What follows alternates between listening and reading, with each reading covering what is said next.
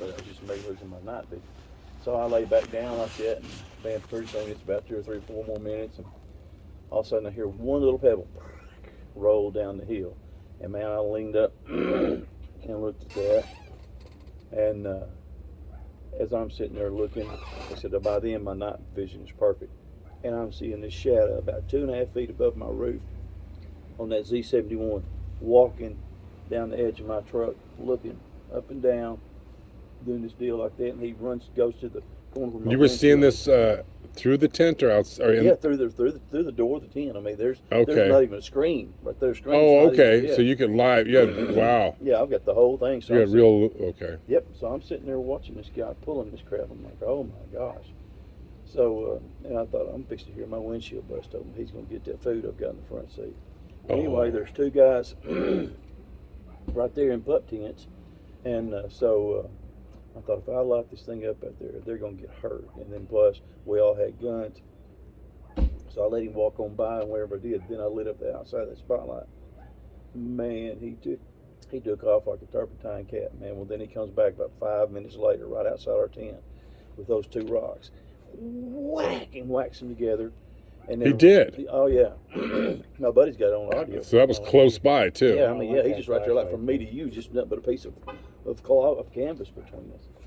And he just took 2 rocks and clanged them together. Yeah, just as hard as he could, just to mess with it. Wow. And so, anyway. To let you know, it's pissed off, you hit him with a flashlight. Oh, yeah, so I went up real quick, and he heard me get up. Well, then he took off back down the trail, crosses the river. And you could hear him running away? Yeah, you could hear him running away. Wow, that's cool. And for 30 minutes, he's like, whoop, whoop, whoop. Really? Yeah. Really? Yeah. Did you record any of that? Well, my buddy's got some of that recorded as well on his recorder on the whoop call. So that'd be fun to hear that. Oh, it was cool, man. I love the whoops. I've got one here. The lady sent me. More than likely we'll hear some of that this weekend. They do whoops up there. I love it. Never hear them scream or roar, but they do whoops and other vocals. Sometimes they make weird sounds that are like, what the fuck? Where did you hear that? We had one across the river from us. Either he had an empty lighter fluid can, those metal ones that are like, and he was going boop boop. Oh, just crinkling it. Yeah. Or he was making the sound. Because we heard that like 3 times, and then here came a bunch of deer across the river into camp. They hang out with us. And they're like, Mike, was that your lighter fluid container? And he's like, I don't think so. And then we both heard it from across the river, and one of the deer went like this, ears straight up, looking across the river. And we're like, yeah, that isn't ours. I love that shit. Let's see if this is, I've got some whoops on here.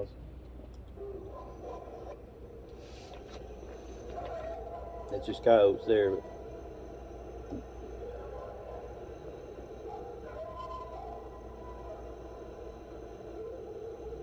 not yet.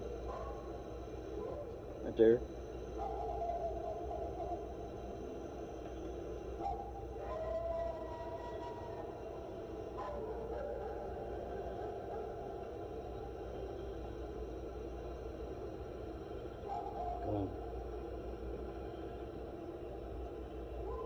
That was a nice one. Yeah. Wow. So they try to mimic the dog a little bit. Yep. Yeah, unfortunately, whenever they make vocalizations, if there's coyotes nearby, it sets the fuckers off, and it'll also set off the local dogs. It does. And That's exactly right. Decent audio recording. For some reason. Until they get. There's no dogs where we're going, though. I assume. They get pissed off and roar, then everything shuts the fuck up. That's the end, Ben. Are you familiar with hogs very much? A little bit. I've got a video here I'll show you. It's one ass kicker. I sent it to Duke last night. Okay, this guy was up there, the one from Maine, and they're talking about the Bramer bull. And so he had gotten in touch with me to about the Bigfoot stealing his goats, and he said, do they do that? And I said, yes, they do. He said, I was afraid you was gonna say that. Well, anyway, his next door neighbor had moved a house trailer into the back of this big old pasture they had there, and there was nothing in it, and they were just getting everything set up. And so as I was delivering there, it'd only been there a couple of days. Well, he called me and told me, called him and told him to tell me, well, if he comes through, have him leave my packages back there on my back deck that I have, because he didn't have a front porch. So anyway, I drive around there. It's about 10 o'clock at night, and it's Christmas time.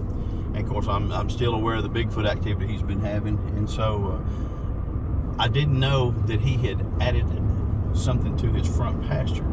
So as I'm driving around there and I pull around back, I make my package selection. I've got that door already open. I get my package. I'm fixing to step out, and right as I go to step out, and buddy, he's got his head down because he's mad at my truck. So all you see is just that hump, and that hump looks just like a Bigfoot head. And I swore that was a Bigfoot. And hey, I screamed as loud as anybody could scream because it was right next door to where my buddy was having Right. And I screamed, and I didn't know he had that darn Bramer bull in there. Oh man, then I started laughing, but it scared the crap out of me. Because, you know, Bramer bull's big anyway, but when you're on their moo like that, it's so loud, and it had its head right there inside my UPS truck, so it just... Oh, it was in your truck? Yeah, had his head stuck inside the UPS Oh, truck. shit. Yeah. Oh, that must have freaked you out. Yeah. So I'm seeing that and seeing that hump, and the head's down just a little bit, so I'm seeing the hump first. Oh, Eric, man, hey, let me tell you, buddy, I could have had a heart attack right there, and that ain't no joke. When you know what's in these woods, and something like that happens, you're like, oh, goodness gracious. Lord, if you don't help me, just don't help him, you know. But it was funny. I told the guy about it, and he just died laughing. He goes, yeah, I was supposed to tell you about that bull, and I forgot. And I said, yeah, thanks a lot, buddy. So this is the same guy that had the goats that were being taken? It was his next door neighbor. Oh, neighbor, yeah. okay. And would they just be absolutely taken, or would they just kill them and eat them right there on the spot? They'd just be taken. Like I said, the fence would just be pushed down over a big 7-foot tall fence, pushed over.